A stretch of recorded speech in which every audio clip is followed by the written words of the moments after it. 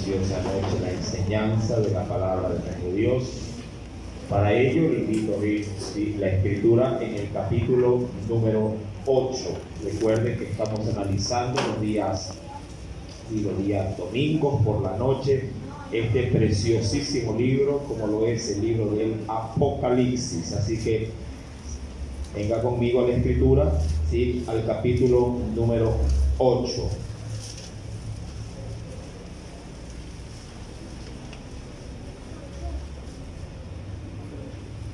Lo tenemos. Leamos por favor desde el versículo primero, verso 1, al versículo número 2. ¿Sí? Apocalipsis capítulo número 8, verso número 1 al verso número 2. Lo tenemos y leemos la palabra de nuestro Dios. Lo hacemos en el nombre del Padre, del Hijo y del Espíritu Santo. Nos dice nuestro Dios: cuando abrió el séptimo sello, se hizo silencio en el cielo como por media hora. Verso número 2. Y vi a los 7 ángeles que estaban en pie ante Dios, y se le dieron 7 trompetas. Amén. Sí, inclinemos nuestro rostro y hagamos una breve oración. Padre celestial, en el dulce nombre de Cristo Jesús, te agradecemos en esta noche una vez más por esas misericordias que usted día a día, Señor, nos va concediendo, a fin de poder ver a través de las Escrituras cuál es tu santa, perfecta y tu buena voluntad, oh Dios amado. Oh Padre celestial, ayúdanos, oh Dios, ayúdanos, Espíritu Santo, a poder entender esta palabra, para que ella se haga realidad en nosotros, Señor.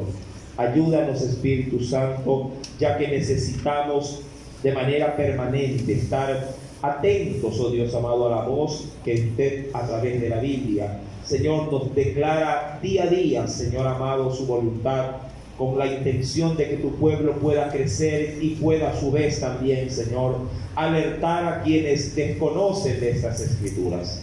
Ayúdanos, oh Dios amado, no permitas que la ignorancia nos guíe, oh Padre, a la oscuridad. Por el contrario, tú eres luz, Señor, y tu palabra es la que imparte fe a la vida de cada creyente, de cada hija y de cada hijo tuyo. Señor amado, que esa medicina que es tu palabra para mi alma se haga también medicina, oh Dios, para mis huesos. Señor, toda ella puede edificar mi vida. Así, oh Dios amado, Padre, creo que va a ser en esta noche y vas a traer algo especial de acuerdo a la necesidad de cada uno de tus pequeños, Señor, para gloria y honra tuya. En el dulce nombre de Cristo Jesús. Amén y amén.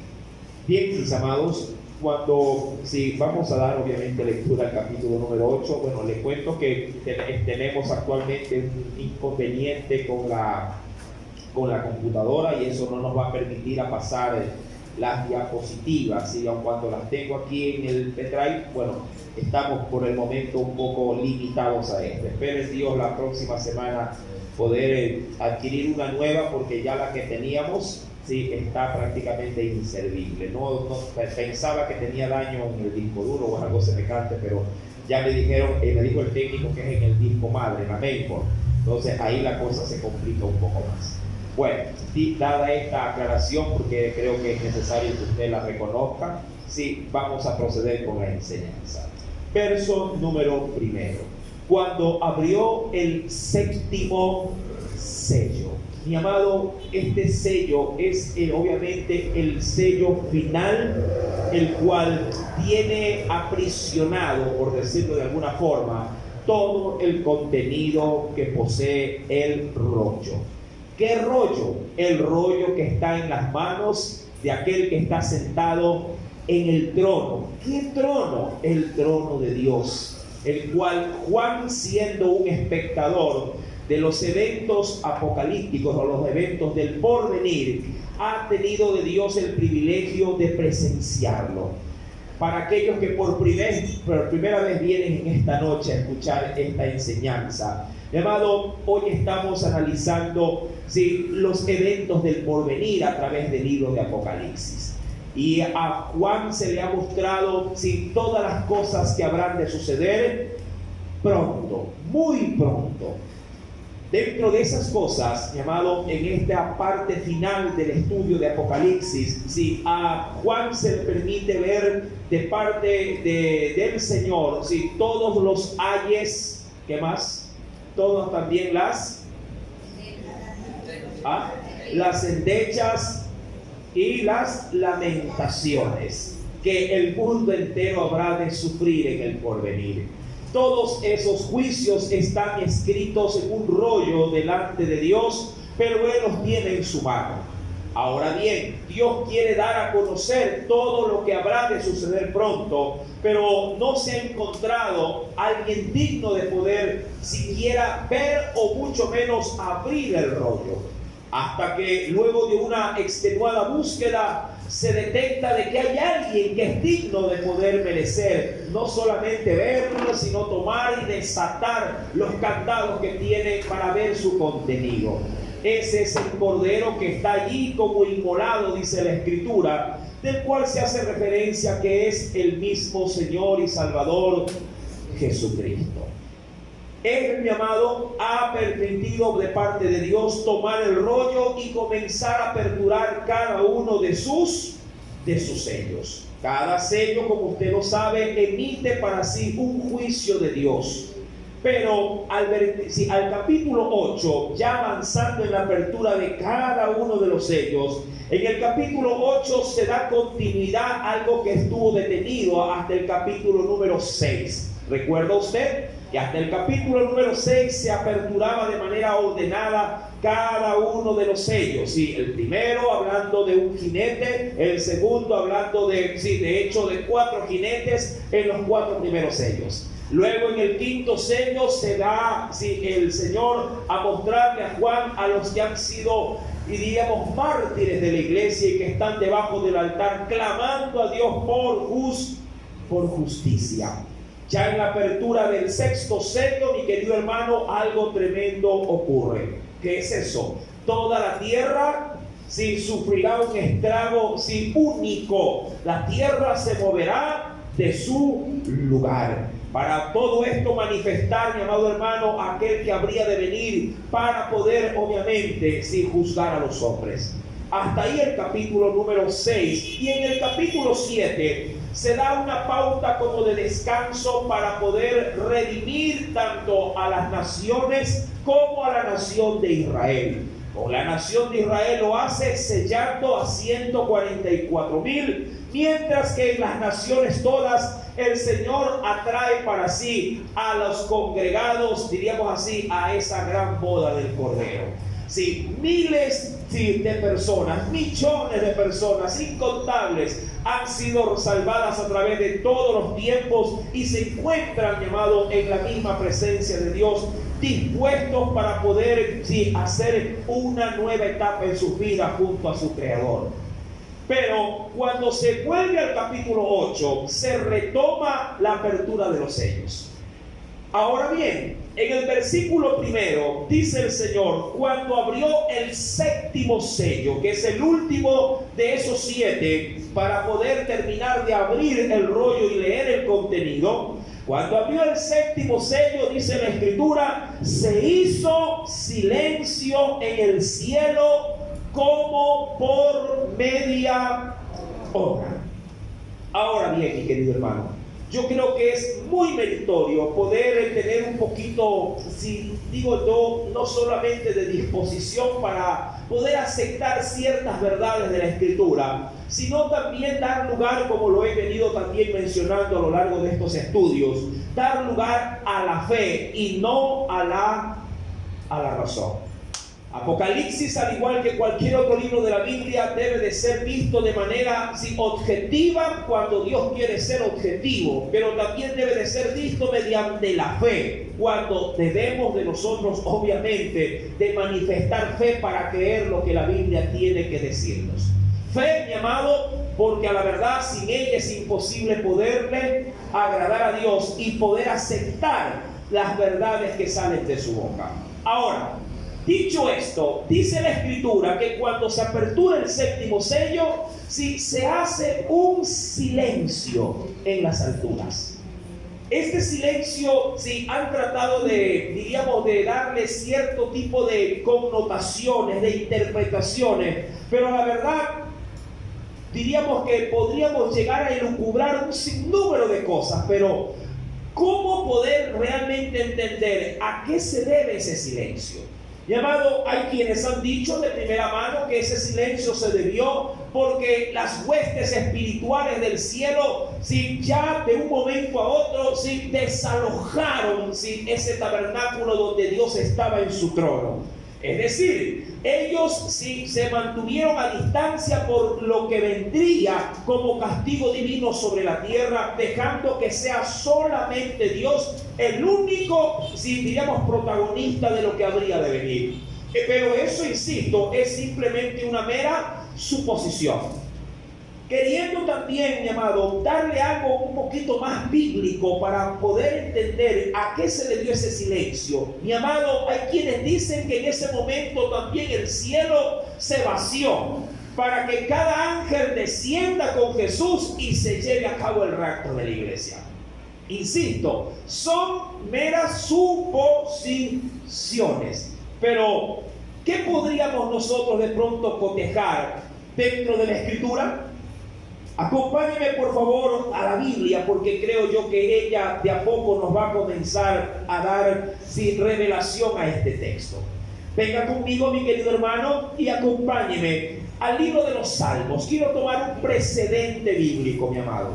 Sí, en el libro de los Salmos, en el capítulo número 37, venga conmigo. Salmo capítulo número 37. No quiero, a la verdad, poner nada en su corazón que no sea que la misma palabra de Dios sí se lo diga. Dice pues el texto, ¿lo quiere? ¿Lo encontró?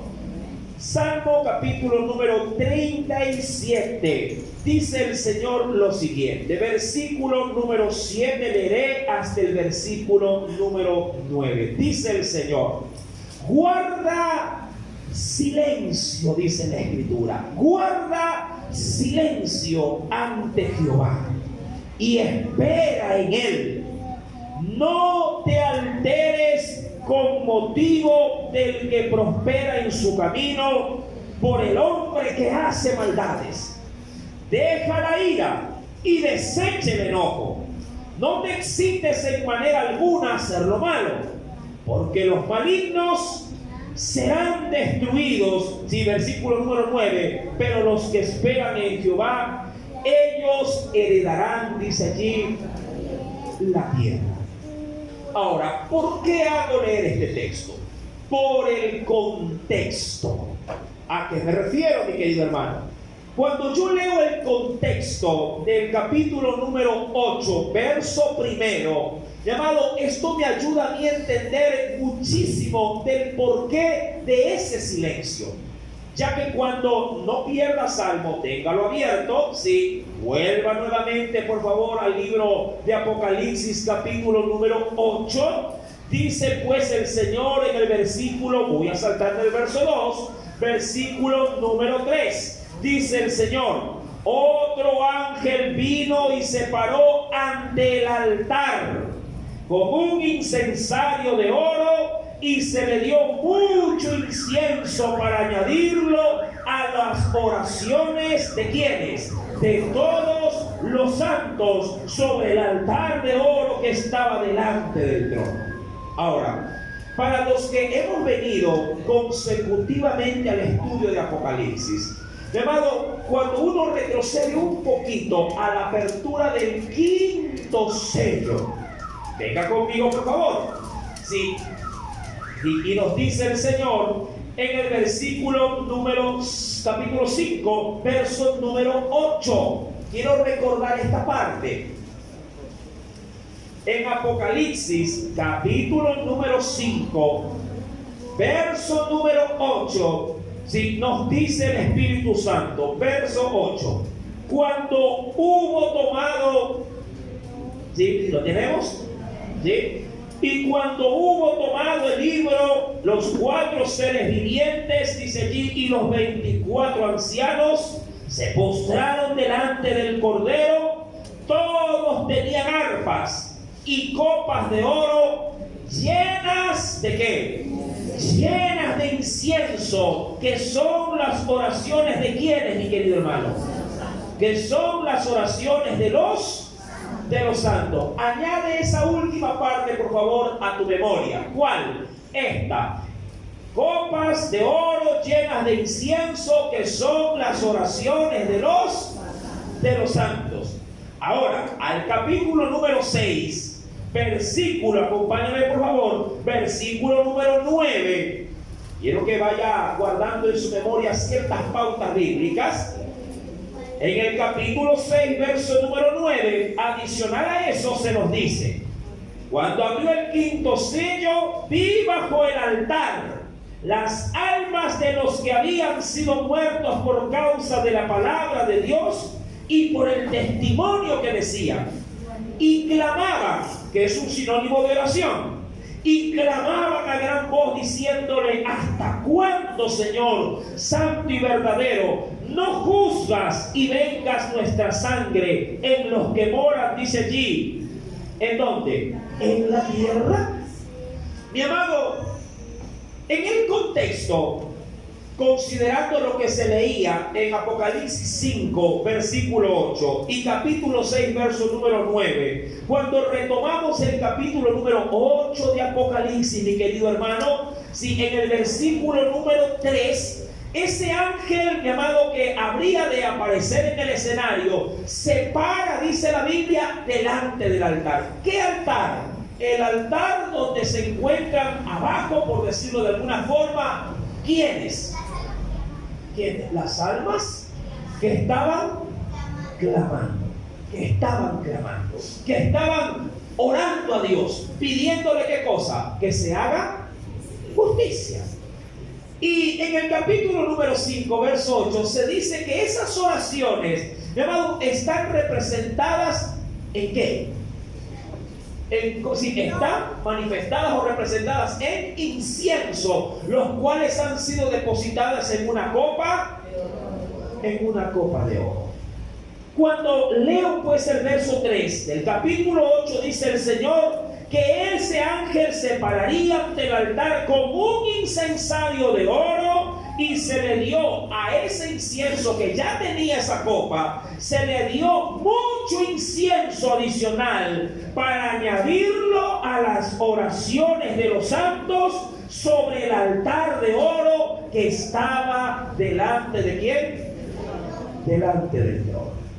Ahora, yo sé de dónde salieron o de dónde salió el primer incienso, del cual hemos leído que está en una copa de oro delante del altar de Dios. Esas oraciones son las oraciones de los santos. Ahora, ¿cómo así apareció que se le daría todavía mucho más incienso? Es decir, mucho más oraciones. Mi amado, ¿es que acaso no podríamos olvidarnos de que el Señor Jesús sigue intercediendo por nosotros en el cielo? ¿Recuerda lo que diría mi amado hermano, si allá en la carta de Timoteo, la segunda carta, hablando de que Jesús es el intermediario entre Dios y los hombres? Mi amado, Dios a través de su Hijo recibe también el clamor por su iglesia. Él también es el mayor preocupado de que a sus redimidos su Padre les haga justicia. Amén. Justicia. Él es el intermediario, Él es el intercesor, Él es nuestro sumo sacerdote. Y como tal, tiene una responsabilidad delante de su Padre, sí, una responsabilidad frente a la iglesia. Mi querido hermano, esto como para darle una especie simplemente de precedente por lo que se decía allá en el Salmo capítulo 37. ¿En dónde? En aquello que se hace referencia del versículo número 7. Es como que si Dios por un momento frente al altar del cual están todas las almas clamando, Dios, mi amado, ordena algo, diciéndole, hagan silencio, guarden silencio. Y eso a veces, mi amado, es, digo yo, aún en la práctica del día de hoy, a veces eso es necesario a la hora de manifestar la confianza de vida en el Dios que clamamos día y noche. ¿A qué me refiero? Está bien, de hecho la Biblia me ordena que debo de orar sin cesar, es decir, de manera ininterrumpida. Mi oración a Dios, mi amado, debe de ser constante y permanente mientras Dios nos tenga en esta tierra. Pero también es bien cierto que cuando uno clama a Dios, cuando uno ora a Dios, debe de confiar en que Dios ha escuchado mi oración y que Dios va a responder a mi clamor. Amén. Una oración debe de estar revestida, mi amado, con credibilidad, no con duda, con credibilidad. Y cuando uno ora a Dios, mi amado, y le cree que Dios te ha escuchado, entonces uno por fe levanta sus manos al cielo y dice, Señor, gracias porque lo que yo te pedí, tú ya lo tienes presente delante de tu altar. Y frente a ello, como lo dirá la Escritura, debemos de guardar a veces silencio. ¿Para qué? Para que en la quietud, como pasó con Elías, en la quietud, en el silencio, en la bonanza, Dios comience a orar. Dios comience a trabajar. De una o de otra forma, mi amado, se hace un silencio, no digo sepulcral, un silencio reverencial delante de aquel que está en el trono. Mi amado, es en medio de ese escenario pasivo y de una u otra forma reverencial, es donde Dios va a determinar que el tiempo para responder la oración de esos santos ha llegado. ¿Se acuerda usted lo que se le dijo a esas almas que estaban desesperadas para que se les haga justicia? El Señor le dijo, esperen un poco de tiempo, porque todavía deben de completarse el número de sus consiervos. Solo para corroborarlo, por favor, venga rápidamente a Apocalipsis capítulo número 6, verso número 11. A ver si alguien me ayuda leyéndolo. Apocalipsis 6, verso 11. ¿Qué nos dice el Señor?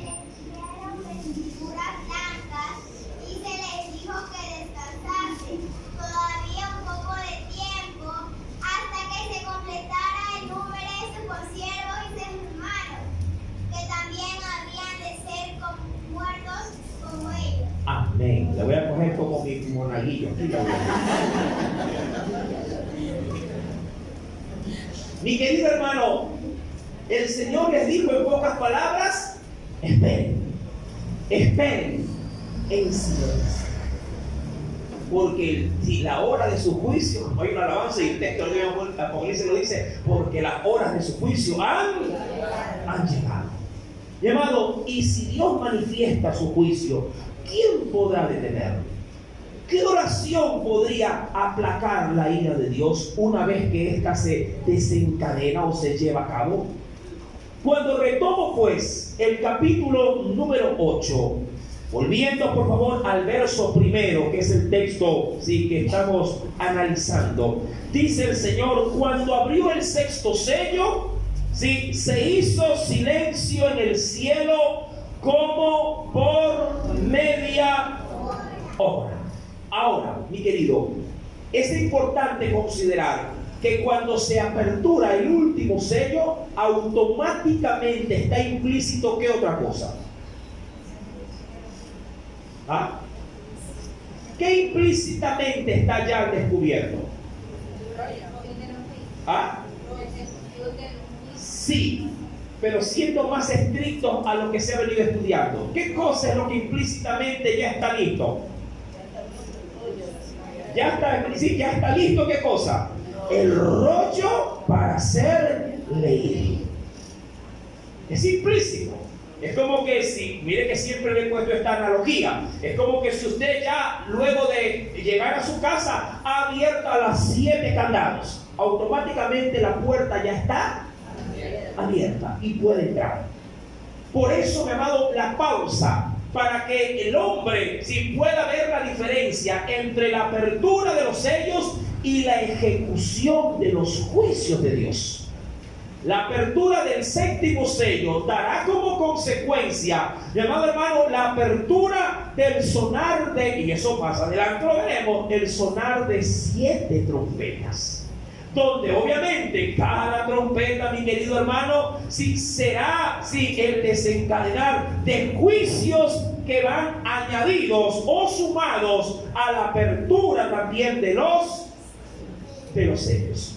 Usted debe de contemplar, mi querido hermano, que cuando Dios ejecuta un juicio, ya en la gran tribulación, no es que ejecuta uno y elimina otro, sino que cada cosa va sumando o agregando un peso de mayor tragedia a la ya, diríamos, situación caótica que tendrán los moradores sobre este planeta. Ahora, cuando vamos pues al versículo número 1, se nos dice, se hizo silencio como por media hora. Esto, amado, dicho de una manera simbólica, no estrictamente podría ser entendido como 30 minutos. Porque yo también entiendo por la Biblia, mi amado, que el tiempo o el reloj de Dios no es mi tiempo ni el tuyo. Ahora, simplemente para corroborar en parte lo que se dice, acompáñame por favor al libro del profeta Daniel. Ven conmigo. En el libro del profeta Daniel,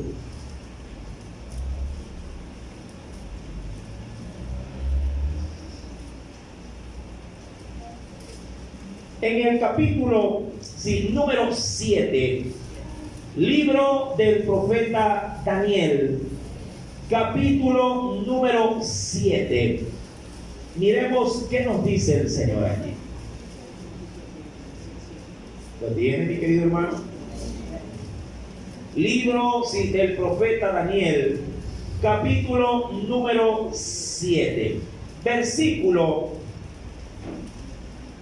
número, solo como para una referencia, versículo número 25. Versículo número 25. ¿Qué nos dice el Señor? Dice la Escritura, y hablará palabras contra el Altísimo. Eso hablando de la manifestación del Anticristo, ¿sí? Dice allí, y hablará palabras contra el Altísimo, ¿sí? Y a los santos del Altísimo quebrantará, y pensará en cambiar, dice allí, ¿qué cosa? Los tiempos y la ley, dice allí, los tiempos y la ley, y serán entregados en su mano, dice allí, hasta tiempos y medio tiempo. Ahora, si usted lee este texto como tal, usted dirá, bueno hermano, ¿y de cuántos años mismo estamos hablando? Entonces ahí es donde se podría decir que el espacio que representa cada uno de esos tiempos puede ser un año, puede ser, como han dicho algunos, 2 años, y el medio tiempo puede ser 6 meses o medio año. Pero también puede ser 1000 años, 2000 años y medio millar de años, 500 años. ¿Quién, mi amado, podríamos decir que tiene la correcta interpretación del tiempo para que se ejecute sobre la tierra? Solamente Dios. Por ejemplo, cuando yo voy a la segunda carta del apóstol Pedro, venga conmigo por favor. En la segunda epístola del apóstol San Pedro, capítulo número 3, por eso también es importante reconocer este aspecto, se nos dice lo siguiente, capítulo 3, verso número 8. ¿Lo tiene? En la segunda carta del apóstol Pedro, capítulo 3, versículo número 8, dice el Señor, mas, oh amados, no ignoréis esto, que para con el Señor, ¿qué nos dice? Un día para Él podría ser, no es que estrictamente lo es, simplemente da la referencia de una manera analógica, simbólica. Dice, un día es ¿cómo? No dice que es exactamente 1000 años, no, dice que es como 1000 años. Y 1000 años también para Dios podría ser como un día. Algo es seguro. Si en la Escritura se nos dice que hubo un gran silencio como por media hora, entendemos que es un espacio de tiempo muy pequeño. Eso sí, así también como cuando se le dijo a la iglesia, el mensaje a las iglesias, sí, que la iglesia sufriría gran tribulación durante ¿cuántos días?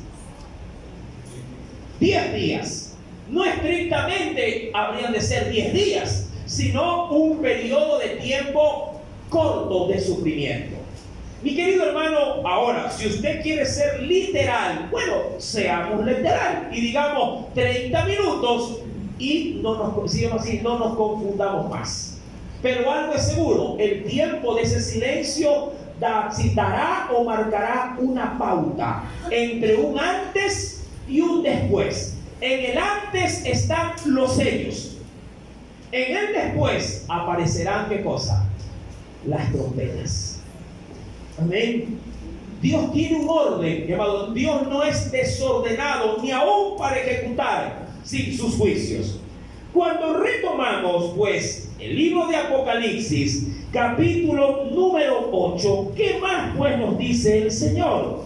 Versículo ahora número 2. Nos dice pues el Espíritu Santo: y vi, Apocalipsis 8:2, y vi a los 7 ángeles que estaban en pie, dice aquí, ante Dios. Voy a ir pauta a pauta. Mi amado, insisto en esta situación. El número 7 representa totalidad, representa llenura, pero en este caso está estrictamente en fiel y estricto cumplimiento del número 7. Ni uno más, ni uno menos. ¿Por qué digo esto? ¿Por qué le doy tanta severidad en esto? Mi amado, porque a la verdad hay para cada uno de ellos una, ¿qué cosa más adelante? Una trompeta por ángel. Una sola trompeta por ángel. Ahora, mira, qué curioso. Hasta el capítulo número 4 no se veía, digamos así, de manera representativa, que hubieran más personajes dentro de la presencia de Dios. De hecho, cuando se analizaba el capítulo 4, se veía a Dios sentado en el trono, se veía al Cordero, que es verdad que tenía 7 ojos y 7 cuernos. Se veía también de manera adicional a 4 serafines, verdad que tenían en sí mismo, en su presencia, ellos en su apariencia, tenían 4 caras, ¿se recuerda? Habían también alrededor del trono, ¿qué cosa? 24 ancianos que eran reyes y estaban también en sus propios tronos cada uno de ellos. Hasta ahí, diríamos, se veía esto en el escenario bíblico. Luego, con el tiempo del estudio del capítulo 6, apareció un altar, ¿verdad? Luego aparecieron almas. Luego apareció una copa con incienso. Y ahora en el capítulo número 8, verso 2, oh sorpresa, ahora aparecen 7 ángeles.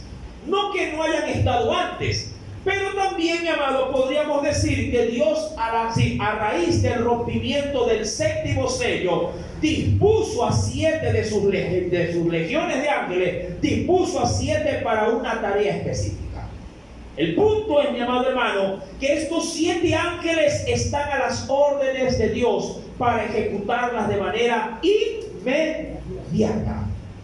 Y vi a los 7 ángeles que estaban en pie ante Dios, y se le dieron también 7 trompetas. Ahora, ¿por qué trompetas? ¿Cuál es la distinción de este instrumento musical? Si bien es cierto, una trompeta es usada dentro del ámbito de la alabanza, en el tabernáculo de reunión formaban parte no tanto de los elementos consagrados para ministrar, sino para convocar a la ministración del pueblo.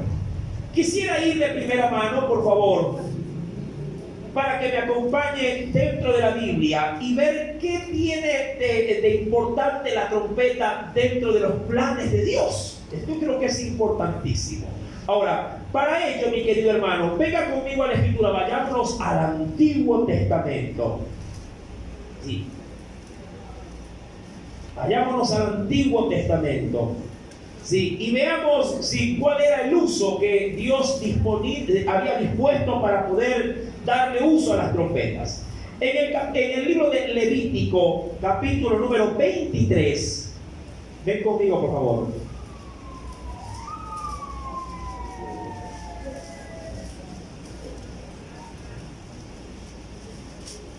Levítico, capítulo número 23. ¿Lo tenemos?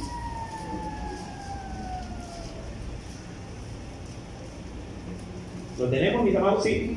Versículo número 24. Dice el Señor: habla a los hijos de Israel y diles: en el mes séptimo, al primero del mes, tendréis, ¿qué cosa? Día de reposo, una conmemoración, y esto es importante, al son de trompetas, y una santa, dice allí, convocación. Ahora, llamado, ¿cómo así? Si aparecieron trompetas dentro, diríamos, dentro de los artículos o de los utensilios que Dios habría de una u otra forma de usar para ministrar al pueblo. Hermano, cuando uno va al libro de los Números, en el capítulo número 10, Números, capítulo número 10, dice el Señor, quiero que venga conmigo al versículo 1 en adelante. Mira lo que nos dice el Señor. En Números, capítulo 10, verso 1 al 2, dice el Espíritu Santo: Jehová habló a Moisés diciendo: hazte 2 trompetas de plata, de obra de martillo las harás, es decir, que a pulso tenían que ser fabricadas. Las harás, las cuales te servirán para convocar la congregación, pero también ¿para qué? Para hacer mover los campamentos. Verso número 3. Y cuando las tocaren, toda la congregación se reunirá ante ti a la puerta del tabernáculo de reunión. Mira, esa era una de las, digamos así, de los usos que Dios bien le podía haber dado a este instrumento para poder convocar al pueblo. Claro, cuando el pueblo es en demasía, bueno, nosotros ahorita convocamos con otro tipo de implementos, con un celular. Le mando un mensaje diciéndole: hay culto, y el pueblo dice: hoy me voy al culto. ¿Cuántos vinieron así? ¿Verdad? Se olvidan y de pronto llega el mensaje: uy, el pastor ya me está haciendo acuerdo de que hay que venir al culto, de que hay que venir al ayuno, de que hay que venir a celebrar fiesta para Dios. Y es así, de una u otra forma, como nosotros, mi amado hermano, diríamos, nos convocamos. Pero en la antigüedad, la trompeta era el instrumento idóneo usado por Dios para, por medio de su sonido, tratar de ¿qué cosa? De reunir a las 12 tribus de Israel. Usted debe de saber ya de manera histórica, por el mismo libro del Éxodo, también el libro de Números lo dirá, que el campamento de manera inicial se encontraba en medio de las 12 tribus de Israel. Habían 3 al norte, 3 al sur, 3 al este y 3 al oeste. Y de esa forma, al sonar de la trompeta en medio del campamento, al hacer esto, el pueblo, uy, hay culto, vamos por culto. ¿Verdad? Todos los que estamos conmigo se despertían. Llame al Señor. La trompeta, escucharon la trompeta. Entonces el pueblo despertaba y decía: hay culto, vamos para el culto. Pero, mi amado, también la trompeta servía como una directriz, sobre todo para tiempos de guerra. La trompeta era usada por el pueblo de Israel, llamado, para poder también formarse para la batalla o para la guerra. Ahí obviamente, mi amado hermano, tendremos, y quisiera de hecho ir al libro de los Jueces. Venga conmigo. Vayamos por favor al libro de los Jueces. En el capítulo número 7 tenemos ahí una referencia muy fuerte. Libro de los Jueces, capítulo número 7. ¿Lo tiene? Versículo número 18. Apunte por favor, por el amor del Señor. Apunte sin las referencias.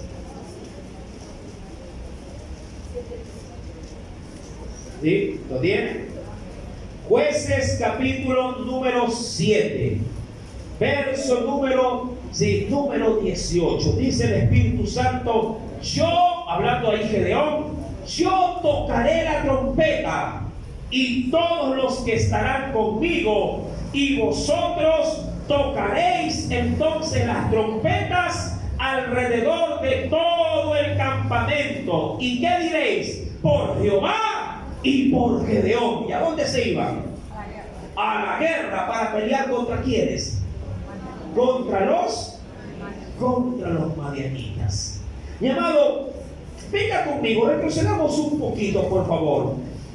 Sí, cuando vamos a Números capítulo 31, mira que te he dado referencias de su uso y referencias también de su origen para ese uso.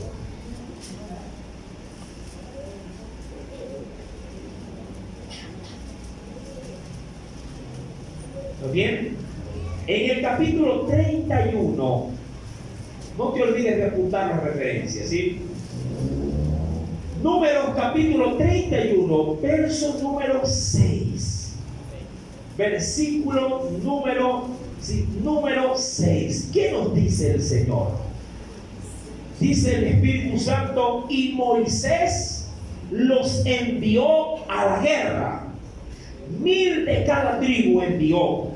Y Fines, hijo del sacerdote Eleazar, fue a la guerra. ¿Y con qué se fue a la guerra él? Él era un sacerdote, pero aun cuando no iba a coger o empuñar una espada, tenía otros implementos que él usaría para la administración de la guerra. Dice aquí: y fue a la guerra con los vasos del santuario. ¿Y con qué más?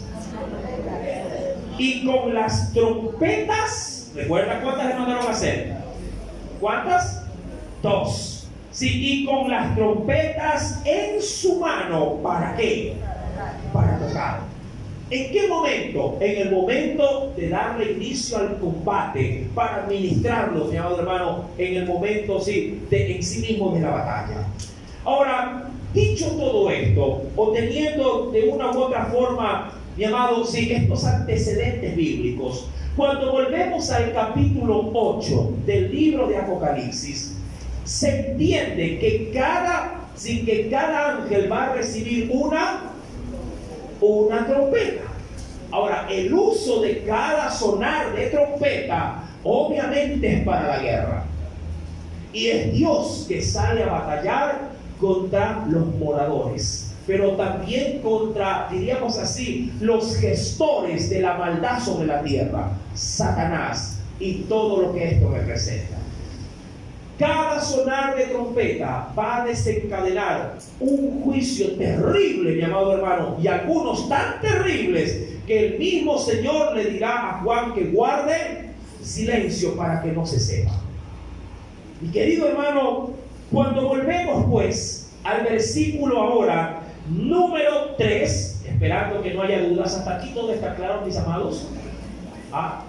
Si alguna confusión tiene, hágamelo saber por el amor de Cristo Jesús, ¿sí? Pero no me va a hacer preguntas de antes o de después, porque si ya fue antes, ya estudiamos y tiene YouTube para poderlas verificar. Y si es después, tiene que esperar hasta cuando lleguemos allá. Verso número 3. Otro ángel vino entonces, y esto ya lo leíamos, ¿verdad? Y parece que también ya lo expliqué. Otro ángel vino entonces, ¿y qué hizo? Ojo, ya están los ángeles, no se les da armas, no se les da espadas ni nada, se les dan trompetas. ¿Sí? Ellos son, mi amado hermano, los que al son de la trompeta guían a los jinetes para la batalla. Pero antes de que las trompetas sean tocadas, ha llegado el tiempo de que Dios haga justicia. ¿A quiénes? A sus escogidos. Para esto, mi amado, leo el versículo número 3 que se nos dice: entonces vino, sí, el ángel y se paró ante el altar con un incensario de oro, y se le dio mucho incienso para añadirlo a las oraciones de todos los santos. ¿Sobre qué? Sobre el altar de oro que estaba delante del trono. Ahora, aquí hay algo oculto que obviamente no se lo lee, pero está ahí. Mi amado, cada oración que tú haces sube delante de la presencia de Dios. Tú ya no puede ser, hermano. Si hay quienes dicen, bueno, yo creo que mi oración no llega ni al techo. Mira, te voy a ser muy honesto. ¿Cuándo la oración de un pecador pasa el techo? ¿Cuándo? Cuando su oración, mi amado, es pidiendo perdón. Oye bien esto. La oración de un pecador trasciende el techo cuando la oración de ese pecador es pidiendo perdón por su pecado. Pero si tú pretendes orar estando o manteniéndote en pecado, ni al techo. Sí, creo que soy, ¿verdad?, muy fácil de poder ser entendido, ¿verdad? Repito, cuando la oración de un pecador llega al cielo es cuando su oración es para pedir perdón. ¿Sí me entienden? El Señor, te ofendí, perdóname, Padre, hice esto, hice lo otro, nunca más lo voy a volver a hacer. Entonces tu oración, directo al cielo. Pero cuando tú quieres orar a Dios teniendo guardado tu pecado, mi amado, la cosa cambia.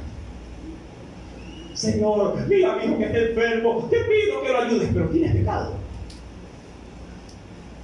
Tienes pecado. Tu oración no llega, pero ni a la nariz. Quiero que entienda esto. Primero pide perdón, y entonces el cielo se abre. Jesús dice, ve, ahí hay alguien que está pidiendo que lo sumerge en mi sangre para limpiarlo. ¿Sí me entiende, mi amado? Entonces allí el cielo, mi amado, está abierto para ti. Ahí es donde Dios te dice, pídeme por herencia las naciones, que yo te daré los confines de la tierra. Ahí, mi amado, solo ahí. No hay otra. Pero si tú pretendes orar sabiendo que tu vida está desbaratada y que tu pecado, mi amado, está ahí delante de ti, ¿qué dice la Escritura? Que el que confiesa su pecado y se aparta, ese es el que alcanza las misericordias de Dios.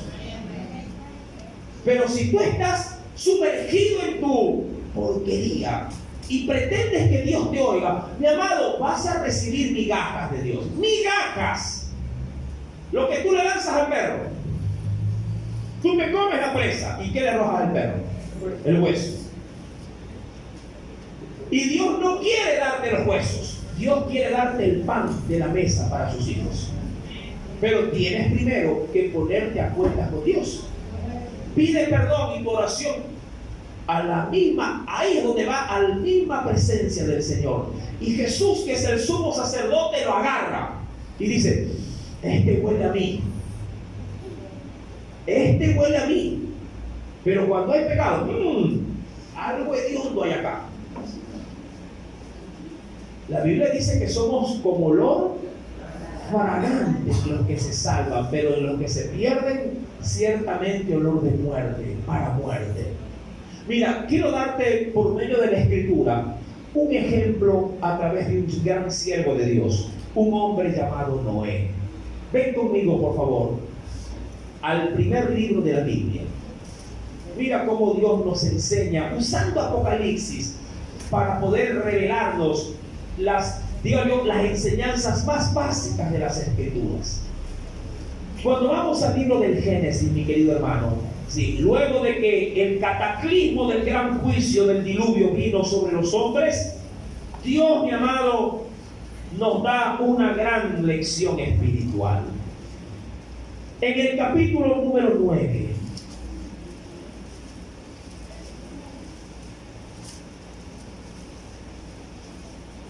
¿lo tenemos?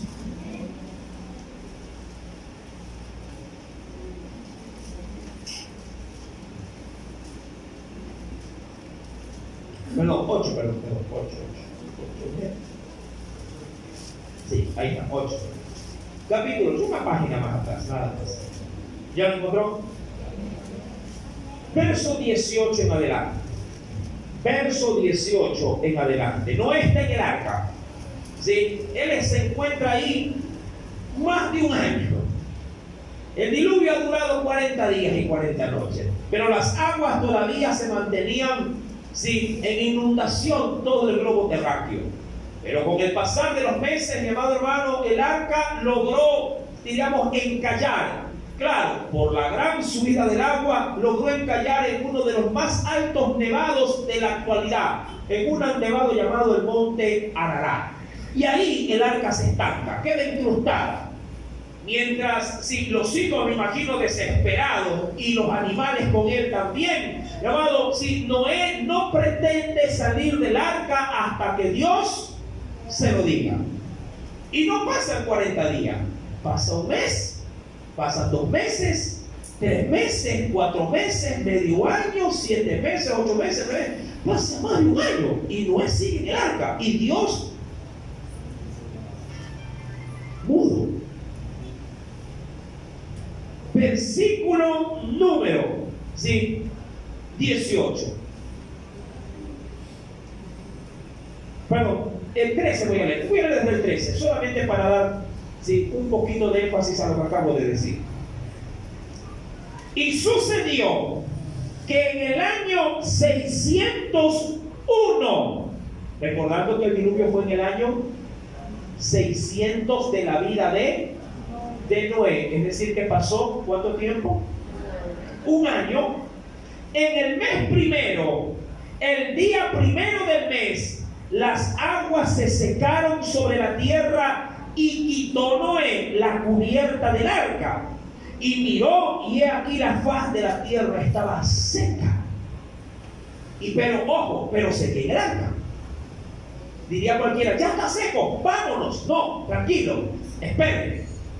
En el mes segundo, a los 27 días del mes, se secó, se sobreentiende que se secó completamente la tierra. Entonces habló Dios a Noé. Mira que tuvo que esperar 30 días más luego de un año y un mes. Y le dijo: sal del arca tú y tu mujer y tus hijos y las mujeres de tus hijos contigo. En el verso 17 le dirá: salgan también los animales. Avanzo. Verso número 18. Entonces salió Noé y sus hijos, su mujer y las mujeres de sus hijos con él. Versículo 20. Y edificó Noé un altar a Jehová, y tomó de todo animal limpio y de toda ave limpia, y ofreció holocausto en el altar. Verso número 21. Quiero que lo leas, por favor.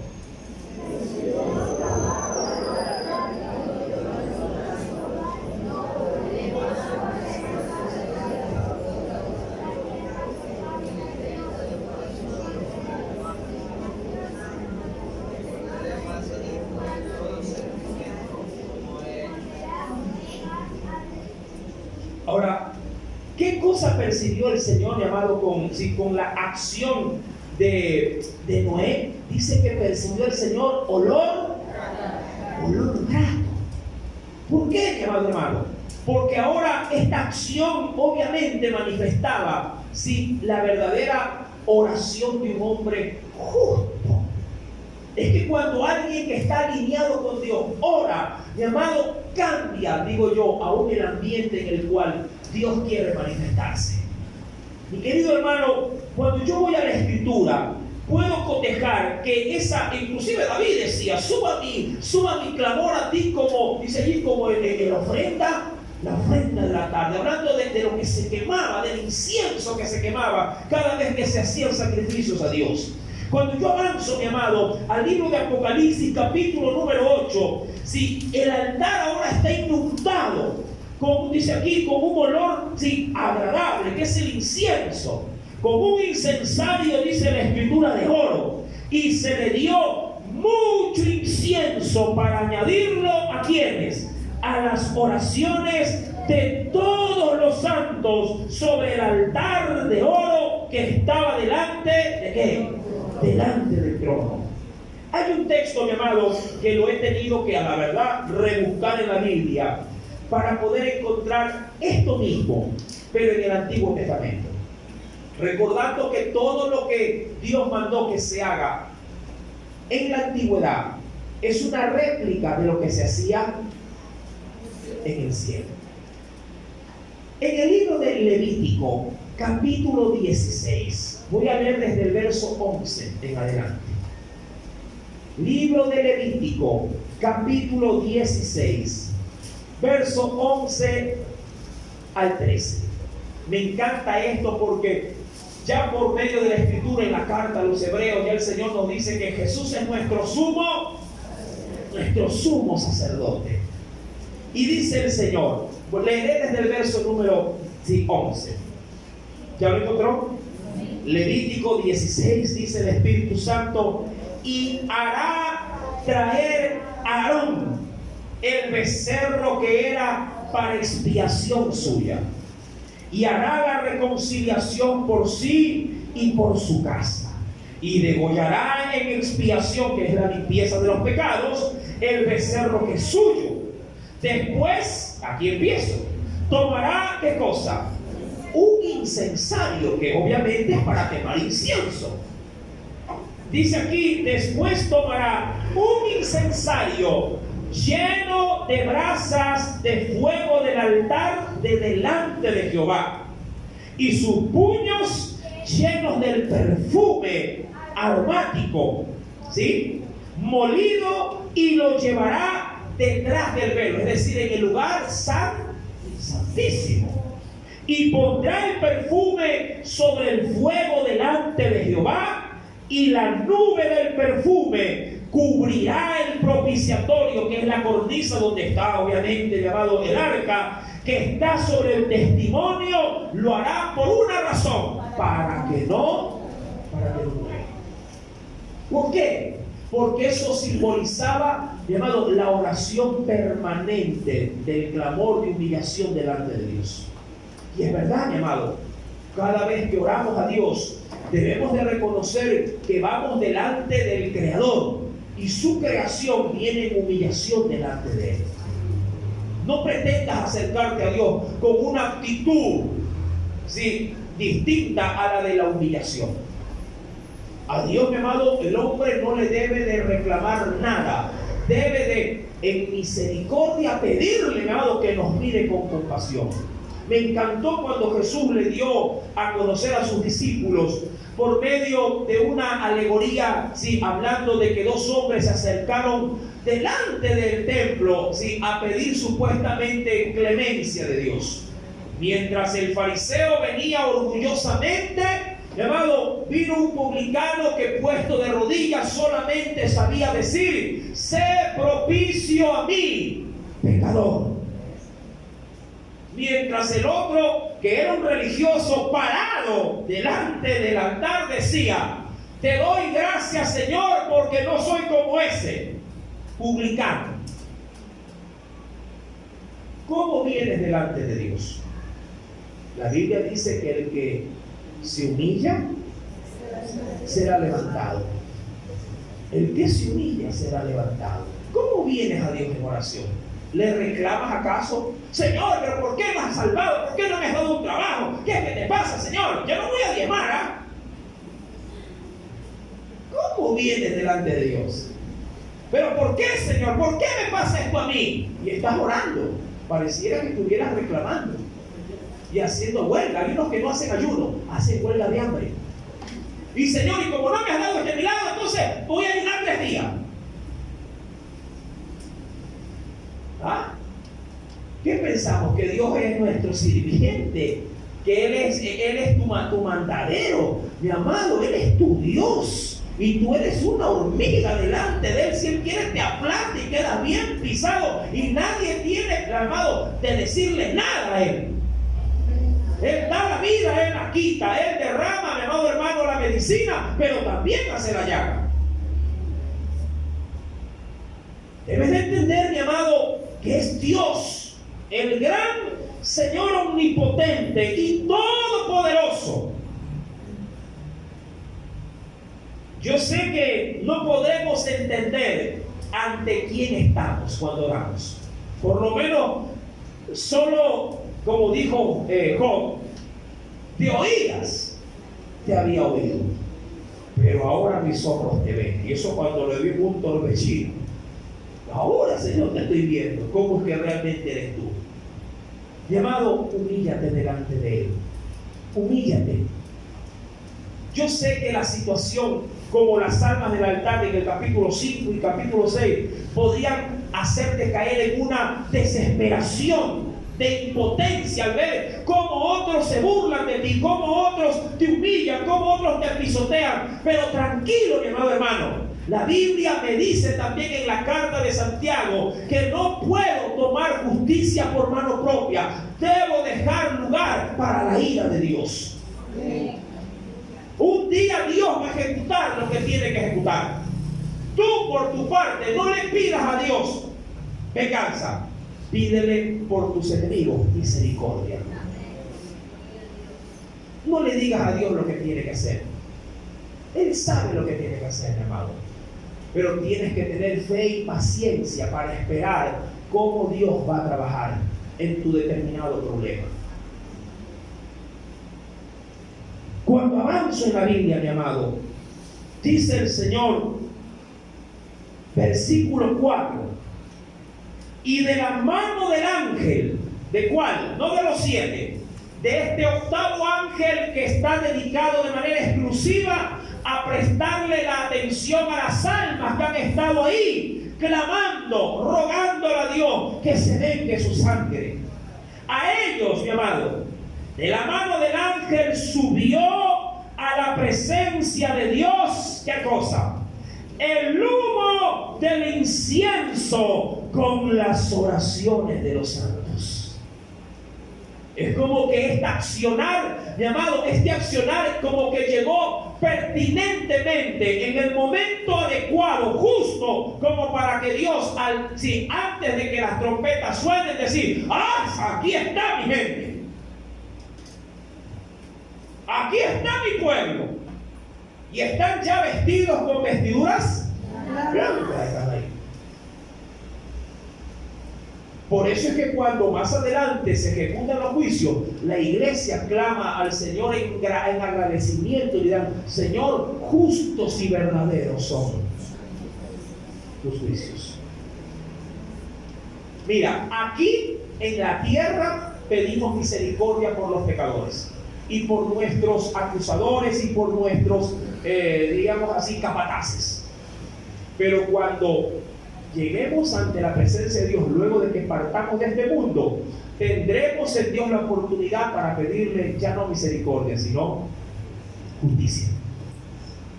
Aquí misericordia, allá justicia. ¿Me entienden? Aquí misericordia, allá, Señor, hazme justicia. Siempre yo suelo decirle a los hermanos cuando me vienen a pedir consejo, cuando estos se sienten de una u otra forma maltratados, vituperados, se sienten humillados aún dentro de sus propios hogares, yo le digo, hermano, hermana, pida a Dios misericordia por ellos. No le llore a ellos, llórele a Dios. No se humille delante de ellos, humíllese delante del Señor aquí en oración, porque el Señor es experto en hacernos justicia. Y ahí, mi amado, en el verso 4, este ángel, dice la escritura, versículo 5 ahora, y el ángel tomó el incensario y lo llenó. Mira, lo mismo que hizo allá en la carta de Levítico, ¿se acuerda? Que pondrá, mi amado, dice allí, el perfume sobre el fuego delante de Jehová, y la nube cubriría el propiciatorio.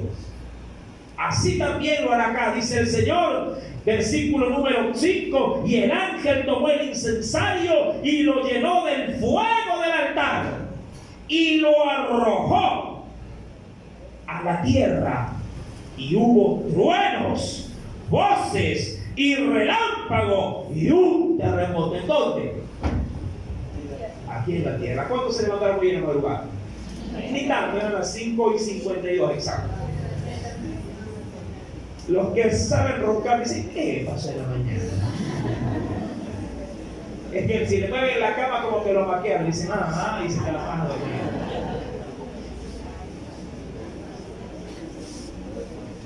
Mira, el accionar del verso 5 va tal cual como lo dice Lucas 12:49.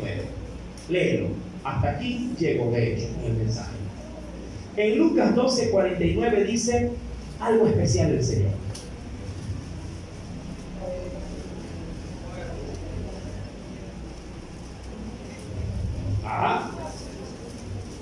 ¿Qué dice? ¿Ya lo encontraron? Dice el Espíritu de Dios: fuego vine a echar en la tierra. La pregunta: ¿y qué fuego, Señor? Ahora, mira, qué paradójico, ¿eh? Mientras Jesús estaba ministrando su palabra, sus discípulos, dos de ellos, ¿se acuerdan de los hijos del trueno? Los Boanger. ¿Sí se acuerdan, no? No los Power Rangers, los Boanger. El nombre griego que traducido es los hijos del trueno, que era Jacobo y Juan. ¿Sí? Ellos le dijeron: Señor, oramos porque le caiga fuego a esta gente. Y yo: ¿qué les pasa? ¿Usted está loco? Le digo: ¿qué les pasa? Nosotros no hemos venido ¿para qué? Para que las almas se pierdan, sino ¿para qué? Para que se salven. Ahora, hay un tiempo, como lo dice la Escritura, todo tiene su tiempo.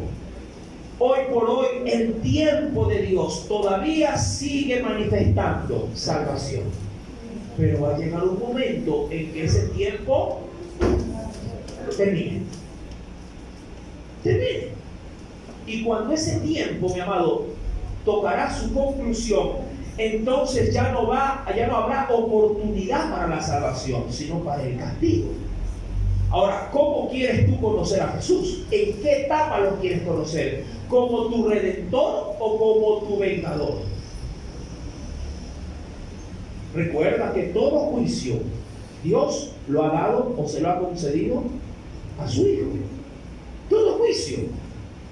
El mismo Jesús que te tiende la mano y te rescata del pozo es el mismo Señor que en la siguiente etapa te empujará la cabeza para que te ahogues. El Cristo del madero está aquí para salvar, pero el Cristo en el trono, mi amado, estará para condenar. ¿En qué etapa lo quieres conocer? ¿En la cruz, listo y dispuesto para con su sangre limpiarte? ¿O en el trono ejecutando justicia? ¿Dónde lo quieres tú reconocer? Dice el texto bíblico: fuego vine a echar en la tierra. Y vaya que se ajusta al versículo 5, porque allí, mi amado hermano, ese fuego está revestido del incienso, es decir, de las oraciones de los santos. ¿Y qué quiero? Si ya se ha encendido, es decir, ya nada lo puede apagar, ya está prendido, pero todavía no ha sido, cuando lo dijo todavía no había sido, ¿qué cosa? No había sido arrojado. Pero en Apocalipsis capítulo 8 verso 5, ese fuego cayó como un balón sobre los moradores de la tierra. Mira, mi amado hermano, este juicio, bien dice el Señor, que así como Él comienza a hacer comienza a hacer justicia o a zarandear primero a su casa, también, mi amado, digamos, en el orden del juicio, Dios, mi amado, a sus escogidos, ¿sí? Digamos que anticipará también su castigo para los que le hicieron daño a sus pequeñitos. ¿No ves que delante de Dios, a sus ojos, estimada es, dice la Biblia, ¿qué cosa? La muerte de sus santos? Y esa muerte, mi amado, y esa violencia, y ese quebrantamiento que tú sientes, ¿tú no crees que Dios no lo está viendo? Cada vez que tú haces llorar a tu mujer, cada vez que injustamente le eres desleal, cada vez que un hijo atrevidamente, mi amado, daña a su padre, daña a su madre, ¿tú no crees que Dios no está diciéndole? ¿Qué piensas tú? Que porque haces lo que haces y sigues con vida, sigues ganando el salario, sigues teniendo salud, ¿tú crees que Dios no va a caer sobre ti, mi amado, su justicia? Solo si te arrepientes, Dios en su misericordia te absuelve, pero no por ti, por lo que hizo Jesús por ti. Pero si te mantienes en tu obstinación y rebeldía, mi amado, todo lo que el hombre siembra, cosecha. Y la Biblia dice que de la carne lo único que se puede cosechar es muerte, corrupción. Solo en el Espíritu de Dios en tu vida, puede llegar a cosechar vida eterna, bendición de Dios, protección divina de Dios. ¡Claro que sí! Vieron truenos, voces y relámpagos y un terremoto. Termino, mi amado hermano, con lo que dice el mismo libro de Apocalipsis. Acompáñame, por favor. Esto se asemeja en parte también con los juicios de Dios, los que Él obviamente va también a ejecutar. En el capítulo 11, versículo número 19, dice el Señor, capítulo 11, versículo 18, perdón, al versículo número 19, ¿lo tienen? Apocalipsis 11, versículo número, 17, perdón, 17 o 19, donde dice: te damos gracias, Señor Dios Todopoderoso, el que eres, el que eras y que has de venir, porque has tomado tu gran poder y has reinado, y se airaron las naciones, y tu ira ha venido, y el tiempo de juzgar a los muertos y de dar galardón a tus siervos los profetas, a los santos y a los que temen tu nombre, a los pequeños y a los grandes, y de destruir a los que destruyen la tierra. Y el templo de Dios fue abierto en el cielo, y el arca de su pacto se veía en el templo, y hubo relámpagos, voces, truenos, un terremoto y grande también granizo.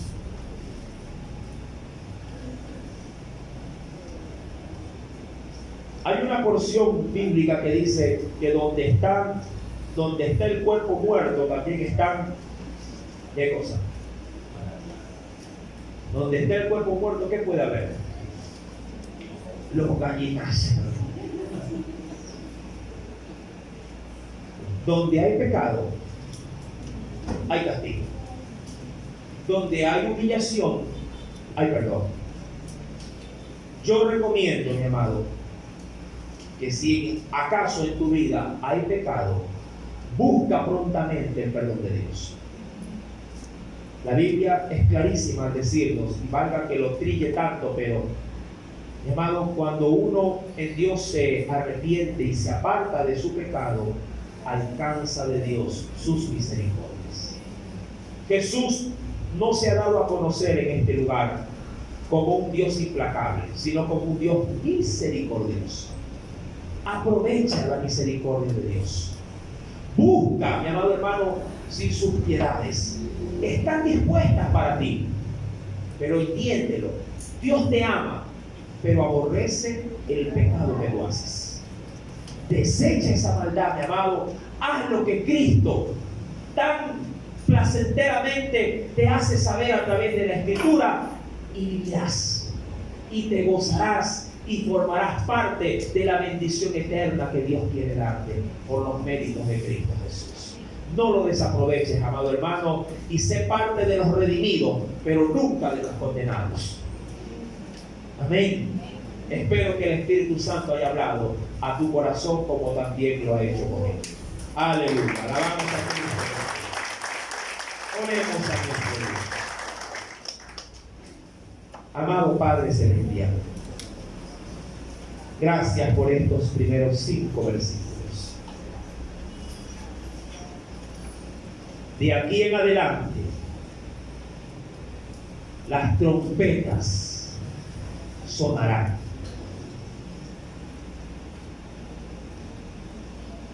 Oh Dios, cuánto clamor vendrá,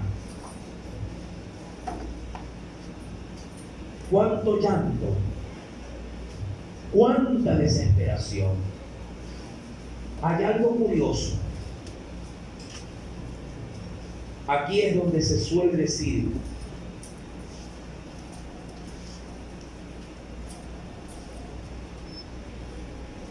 qué horrenda cosa es caer en manos de un Dios vivo. Horrenda cosa. Ya no quedan más sacrificios por los pecados. Ya no. La gracia concluyó. La ira da inicio. La venganza de Dios caerá de manera implacable, inmisericordia, sobre todos los moradores de la tierra. Oh Espíritu Santo, Jesús dijo: yo no quiero la muerte del que muere. Él no ha venido a quitar la vida, sino a dártela. Él no quiere la muerte del que muere. No nos olvidemos de ese texto maravilloso, glorioso por cierto,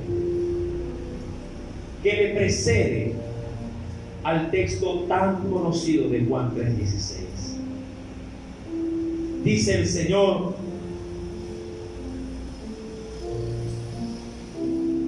para que todo aquel que en Él cree no se pierda, mas tenga vida eterna. Y posterior a ese versículo del verso 16 de Juan 3, dice: porque no envió Dios a su Hijo al mundo para condenarlo, sino para que el mundo sea salvo por él. Ahí como sándwich, en medio de esos dos textos de esperanza, Dios nos dice: porque de tal manera amó Dios al mundo, que ha dado a su Hijo unigénito, para que todo aquel que crea no se pierda, mas tenga vida eterna. Amado, la vida es de Dios, tanto la terrena como la del porvenir, la celestial. Vívela con Él desde aquí, porque si aquí tratas de ganar tu vida sin considerarlo a Él, morirás. Pero si por causa de Jesús aquí pierdes tu vida, Él se